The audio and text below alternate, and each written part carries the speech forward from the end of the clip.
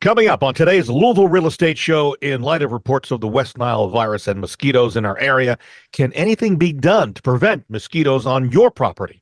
Also, how do you go after a for sale by owner who may have lied to you about the condition of the condo you bought from them? Plus, simple guidelines you need to adopt immediately to keep from being scammed this year. Hi, everybody. I'm Bob Sokoler, owner of the Sokoler team here at Remax Properties East from our studios at RPE. And we've got a great show with a lot of questions for you. Joining us on today's show, Cora Henderson, who's one of the headshots over at Pitt and Frank Attorneys, LLC. You can reach Cora and her team. You can choose the closing attorney you want. She's and her group do a great job. You can reach her at 895-9900. Also here, Brad Lawler, owner of Home Team Inspection Service and Team Bug Out, and we'll be relying on some of his expertise for this first question from the Team Bug Out side of his businesses. You can reach Brad and his team, whether it's for getting rid of pests or for inspecting your home, at 844-411-TEAM. And if you're thinking about buying or selling a home, and specifically selling now or in the near future or next year, I would love to come out and help you. It's a free, no obligation analysis. You call me on my cell phone, I come out, and we talk, and it's me, nobody else, just me. If you want me to come out, just give me a call on 376-5483, or you can go to bobsellslouisville.com.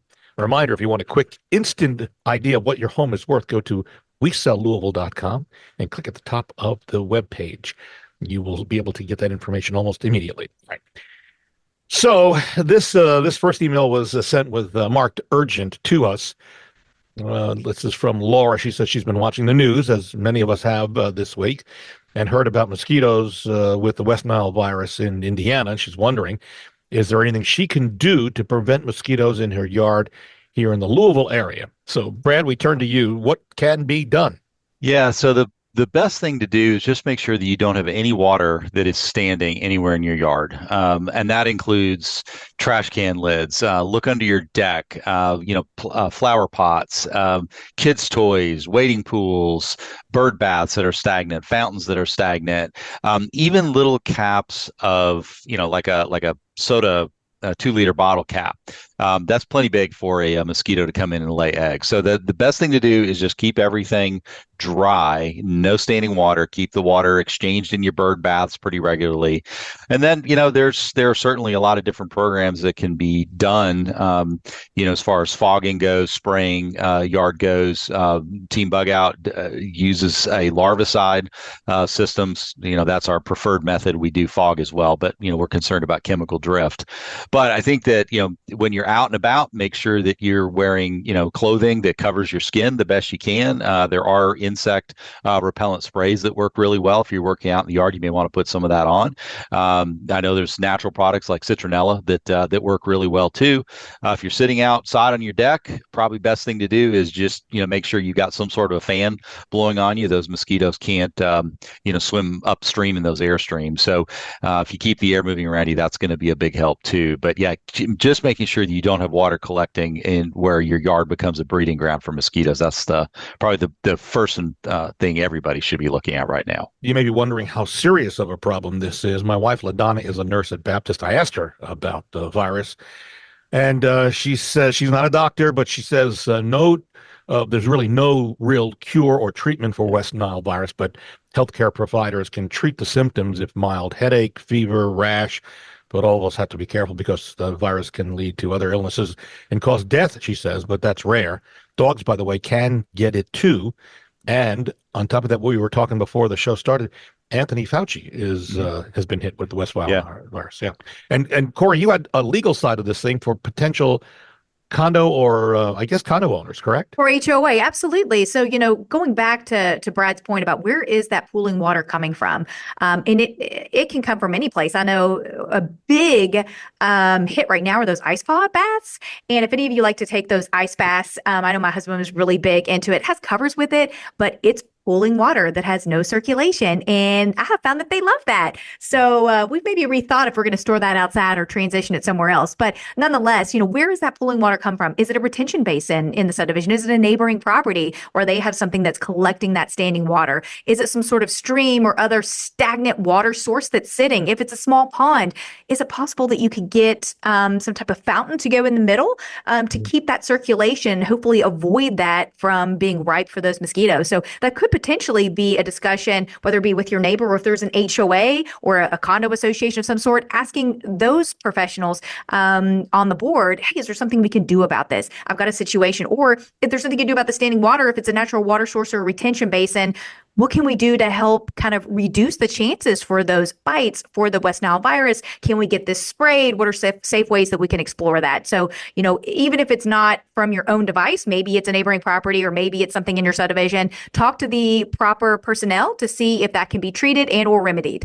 Got it. A reminder, you can see a rebroadcast of today's show by going to LouisvilleAnswers.com. That's a redirect to our YouTube channel. You'll not only hear but see our show. Again, LouisvilleAnswers.com. This next question goes back over to Cora at Pitt and Frank. Alexander says he bought a condo through a for sale by owner 2 months ago. The previous owner never told him about broken pipes and mold in the ceiling. He says in the email he sent us, by the way, you can send us an email, bob@WeSellLouisville.com. Alexander is asking, what can he do to take the former owner to court or to get the repairs done correctly? Cora, what your thoughts are? Hi, Alexander. I'm so sorry that you're experiencing that. That is certainly not a welcoming site to live in on your new home. But nonetheless, never fear. I think you want to get in front of a real estate attorney as quick as possible. That way we can review your contract to see what those legal remedies may be, whether it was preserved for an alternative dispute resolution method like mediation arbitration, or if that's something we go to small claims court or regular court, and we can bring that an action to pursue damages and what that case would look like, the materials, the discovery options that we would need to collect. And it could even be that we're collecting some estimates from some qualified professionals to remedy the deterioration, the repair work that needs to be done. So never fear, talk to a real estate attorney. I get those calls every day. And believe it or not, I would say that non-disclosure and seller misrepresentation by far and above is the number one post-closing issue. So whether they knew or they should have known, that's something worth exploring, especially in the significance of the cost. And it sounds like in your condition, it's going to be quite significant to get that repaired. Would you say anybody who's buying a home from a for sale by owner, make sure that for sale by owner have the disclosure that we use has been board certified? Are there the disclosures available for the sellers for sale by owner? Yeah, you're saying absolutely, yeah. Bob. And I'm so happy that you brought that up. So everyone, krec.ky.gov is a website where consumers can go on and get those documents that are available to them, including our state seller's disclosure form. That's the one Bob uses. That's what we use in our profession. And that's what I would encourage those buyers who are going at it alone and going after the for sale by owners to ask the seller to have it filled out, because that should give you something in writing and answering a lot of questions. That's kind of the standard to go back on to. It's going to be instrumental if they lied or they filled something out, inappropriately for that misdirection, non-disclosure case that you would have later. So I would encourage everyone, again, the website is krec.ky.gov, and you should see a link on there for consumers that'll direct you to the state seller's disclosure form. Okay, so we do have state law, state statute for that form. It's what all the professionals, the agents use as well for the sellers. It's quite lengthy. I don't know the exact number of pages, but at least 4 or 5. Five. And thank you, Bob. You're so amazing. And if you have any questions about how to fill that out or what should be included, talk to a real estate attorney. We'd be delighted to help you. Yeah.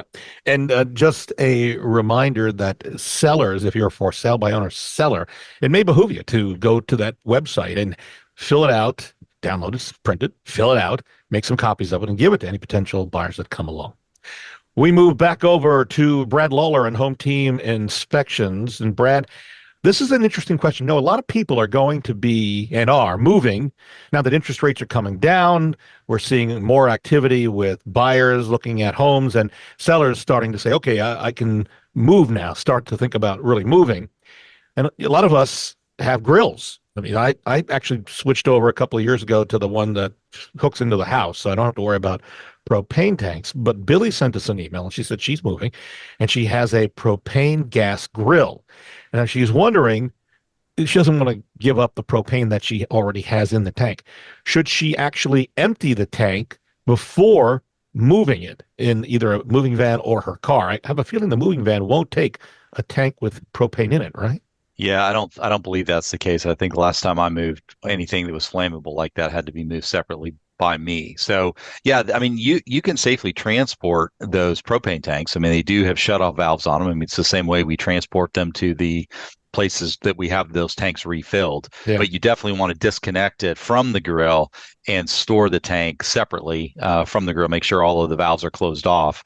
And then, yeah, you just have to talk to, if you are using a professional mover, talk to them about what is and is not allowed. And if it's not allowed on their truck, then just make sure that you're careful about where you put it on your vehicle. Open bed of a pickup truck is probably the safest place, but you just start looking for a place that it can be secured and you don't have any fear of it, kind of popping out or, falling out of the area where it's being transported. Yeah, Billy specifically asked if she needed to drain, get rid of the gas in the propane in the tank. No, because she'd have to take it back to a station that refills them because they'd have to vacuum it off. You would not want to crack that open and release into the atmosphere. That would be dangerous as well as harmful to the environment. So please don't open it up and crack it that way. I would not advise that for sure. Well, and Billy, I'll give you one other suggestion. Today is the first day of September, but it's also Labor Day. I should be a little remiss in not wishing everybody a great Labor Day holiday weekend. Maybe you plan a cookout for tonight.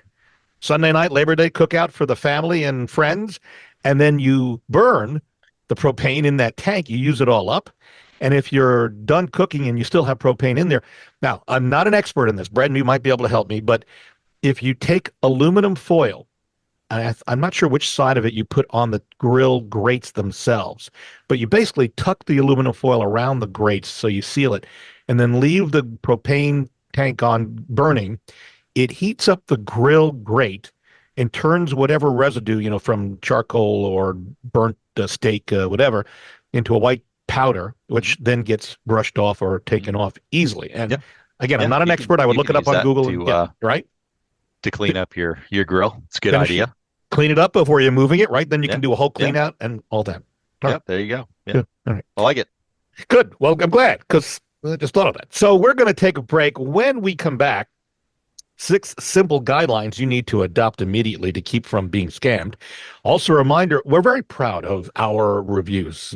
Before you buy anything these days, I don't know about you, but I shop reviews and make sure they're legitimate. And I would invite you to go to 2 locations to review our reviews, our Sokoler team reviews. Go to LouisvilleGoogle.com and LouisvilleZillow.com. Louisville Google and LouisvilleZillow.com, and read some of the reviews from our past buyers and sellers to see what we do, how we do it, and I think we do a fairly decent job.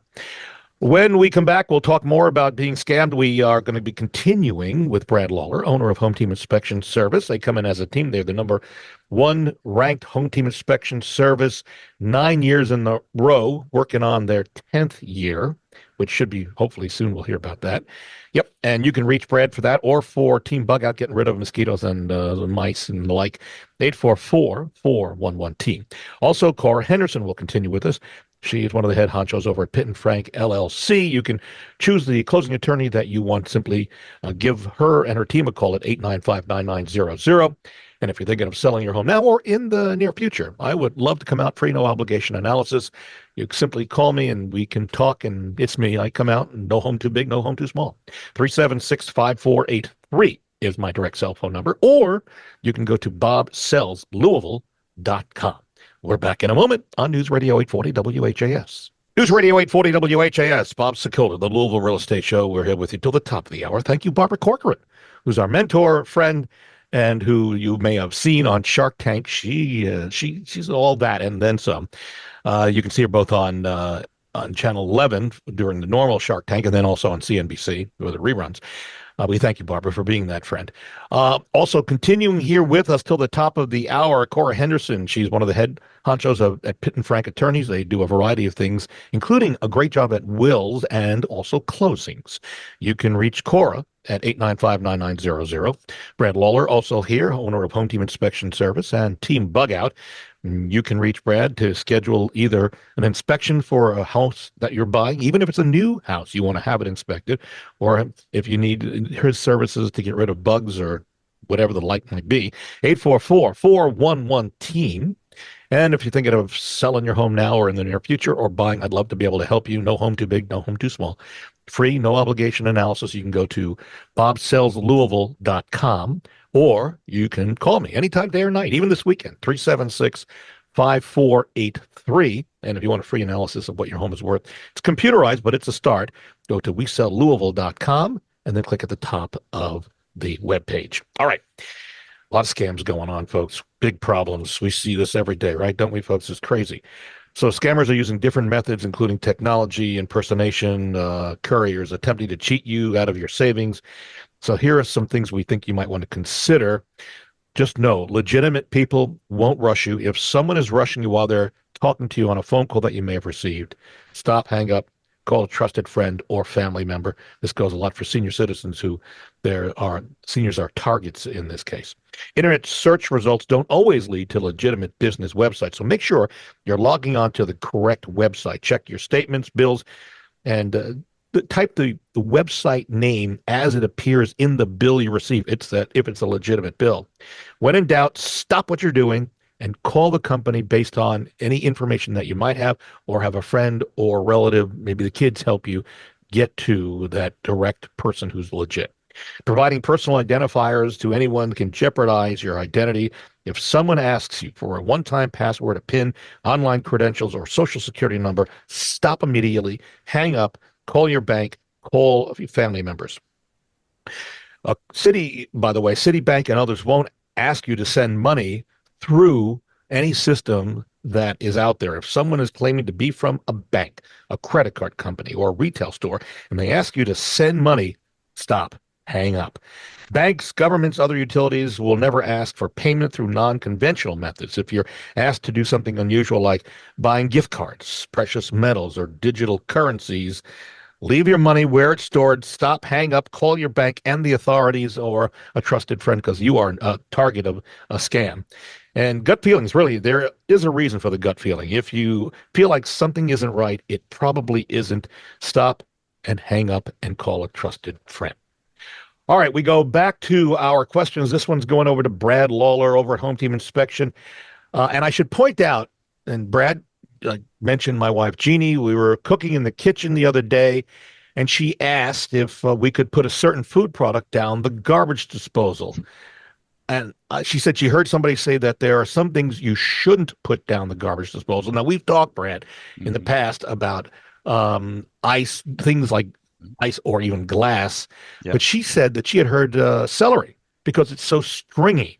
So I said, that's a great question for the show, Jeannie. What is the story? By the way, my nickname for her is Jeannie. Her middle name is Jean. So if I refer to her as LaDonna, that's her professional name, and then Jeannie. So just so you know, folks. So what is it? Is that bad, the celery? Yeah, so I think celery is difficult. I know carrot peelings are difficult. I know cabbage is difficult. Anything that, it kind of has that shredded, kind of stringy, fibrous matter is going to be hard. So, broccoli stalks and things that you're just kind of throwing. I would probably not put those in the garbage disposal. I'd probably just put those into a trash can instead. But if you do put anything down the garbage disposal like that, just make sure you run a lot of water after you finish. Don't just turn the water off as soon as you turn your garbage disposal off. Let that water run so it actually moves that waste product through the lines, because it just hardens up over time and will clog those drain lines very quickly. So let me get this straight. So she's right, of course, about the celery. Yeah, she's right. Yep. She's right. Yep. And then carrots, the carrot peelings, that's a concern. Yep. Broccoli stems. Yep. Yeah. Is there anything we can put down a garbage disposal? So hey, Bob, it's like a diet. Anything in moderation is okay. A Yeah. little bit of this is okay. I had a personal experience. My mother put, I don't know, it could have been an entire cabbage head through our garbage disposal, and not only did it kill the garbage disposal, I had to have the drain line augered out at the same time. So yeah, a little bit of anything I think is okay with a lot of water, but a lot of anything you're trying to get rid of, I don't know. I'm still a fan of using the trash can for those things, or a compost pile. All the better. All right. So wait. So let's Cora, jump in on this here. So Jeannie has this other thing that she wants to do, and I don't see a problem with it. But I go, well, then why do we have a garbage can? So she says like things that would disintegrate, food items. She says if we put them in if we put them in a bag and put it in the garbage outside, and if it's a week before the garbage truck comes to pick them up, it's very possible that there are flies and stuff that's going to Oh yeah. be attracted to it. So what she likes to do is put the stuff into like a bag from a grocery store, tie it, and then she'll drop it off at a place that wherever they pick up trash on a regular basis. I go, that's a lot of work. That is a lot of work. I mean, like meat scraps. I hate putting any sort of meat scraps out in the summer. I mean, the heat that we've had here. I mean, it just stinks your garage or wherever your trash cans are. It's just pulling in flies and maggots and everything else. Admittedly, sometimes I'll just keep those things sealed up in a refrigerator and then take it out, when the trash pickup time is. Just take them out of the refrigerator so I'm not stinking up my garage. Sure. And I think like double bagging's fine, but and then just putting it back in the trash bag. And a lot of the trash bags now, they have that odor shield, and you can get some that are like, I think like diamond proof it says, but not as in like the diamonds we wear on our fingers, but the as far as the look of the bag itself, and it is super durable. So you can buy a better brand and pay a little bit more if that's something that's concerning. Also, I can just tell you, because I have 4 kids, highly recommend, putting their diaper pail leftovers in there. That wards off any animal or bug digging through the trash. So, all right. So just to recap, and this is again timely because a lot of people are going to have cookouts tonight. There's going to be a lot of leftover food. So don't necessarily just dump it. If your garbage pickup isn't for 4 or 5 days, don't do it tonight. You take Brad's advice, put it in a bag and put it in maybe the fridge, which really, I'm not sure. Okay. Yeah. Hey, like I said, that's not for everybody, but I'd pay a little extra, go to Target, pay a little extra, get you some of the nicer odor shield, thicker bags. And that should really prevent most of the smells, the noxious odors and whatnot. But also, let's be mindful about those grill leftovers. Obviously do not put anything hot, like cold wine. Do not put that in bags. Like that is a big danger for home fire. So please do not do that. Yeah, good point. All right, very good. And what that teaches me is, I've already known this. The wife has 3 degrees and is brilliant, but she knows her stuff. So, and by the way, folks, if anybody has a question for my wife, send me an email and I will get her to answer that question. Well, I'll ask her. Well, I won't get her to do anything. I'll ask her with a please. Would you mind answering this question for this listener? All right. I think we have time for one more question. This one's going to go to Cora over at Pitt and Frank LLC. Jessica has been taking care of her cousin's house since 2022. The cousin actually passed away in 2021 from COVID. And in this email, Jessica is asking, does she need to get a lawyer to find lost relatives in order to proceed with selling the house? She says no will was ever found from her cousin. Sure. So if there's no will and that decedent, the cousin, died what we call intestate, that means they died without a will, then that real property, that house, is going to pass according to Kentucky's laws on descent and distribution. So there is an intestacy scheme that our law outlines as far as who would have rights to the property. So certainly if that was her cousin, guess what? She'd be one of those eligible heirs that may have an interest in that property. But before we get to cousins, it goes through a whole other slew of closer knit relatives. So all of that I'm happy to provide if she wants, to call me offline or speak to a real estate attorney or an estate planning attorney about that Kentucky laws on descent and distribution and our intestacy order as far as who may have a right to that real property and the best way to get that conveyed. There are a number of different ways. You can still open an intestate estate if they want to have things flow through probate. If they do not, there are certain certain other parameters under law that we need to follow. We may have to lodge an affidavit of descent to certify those heirs and record that of record. But even when we do so, going back to one of her initial concerns is, yes, if there are closer knit relatives or relatives that are potential heirs that hold an interest, there are notice provisions that we have to abide by. So we do have to go to lengths to make sure that we try our best to notify those heirs, even if they're international. And so sometimes, if heirs are so remote and someone doesn't have that close-knit family under intestacy laws, in the event no one comes forward, in the event they truly have no one, or those international heirs, despite the best notice provisions that are required, cannot be located, there's always going to be somebody that inherits that estate, and it's called the state of Kentucky, the good Commonwealth. That's where we say it will escheat to the state. But in her instance, since she's a cousin, she may be an eligible heir under intestacy laws, and I would just encourage her to reach out to get further information because notice is certainly required.